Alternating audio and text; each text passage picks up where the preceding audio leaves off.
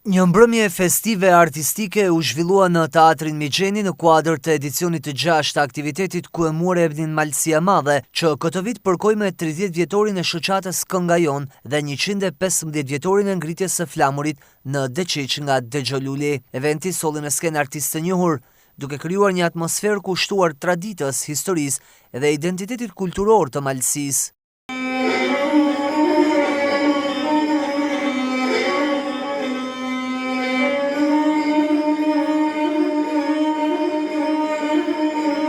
U zgjoll kjo mbrëmje që Bashkia e Malësisë së Madhe të nderonte me titullin qytetar nderi këngëtarin Rok Xhelaj si vlerësim për kontributin e tij në ruajtjen dhe promovimin e këngës dhe kulturës së zonës.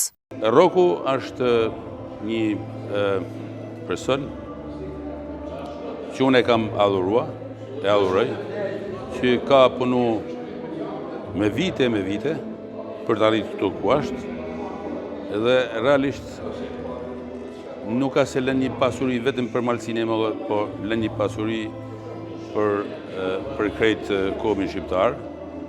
Është një artist pasionant dhe normalisht rrjedh për një familjes patriotike nga Malësia e Madhe. Unë nuk jam i kënaqur asnjëherë me arritjet e mia, por gjithsesi unë sonde njihem krenare sepse më ka dhënë një shtys që përsëri edhe pak kohë me punu prapë, sepse mosha bën punën e vet.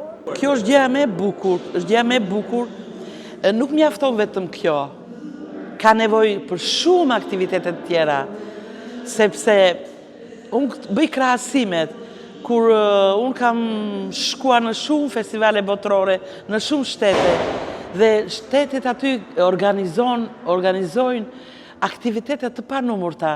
Këtu janë ullur këto aktivitete, duhet që shteti duhet të investoj më shumë, sepse në qoftë se ne kemi një patent që është shqiptare, është pasuria jo dhe thesari më çmuar, është arti dhe folklori, tradita shqiptare. Dëshira e madhe është që të vi sa më shpesh, sa më shumë, të kujtojmë artin e vërtet. Një fest ku u shpalosën në fakt shumë vlera, u shpalosën muzika, u shpalosën vallet, me ngjyrat, me ritmet, muzika popullore dhe folklorike e Malësisë Madhe, e Shkodrës, por dhe nga të gjitha trevat, po themi nga shumë treva shqiptare. Pa diskutim që ishte një lumturi e madhe nata e sotme, një bashkim tingush, trevash edhe zemrash.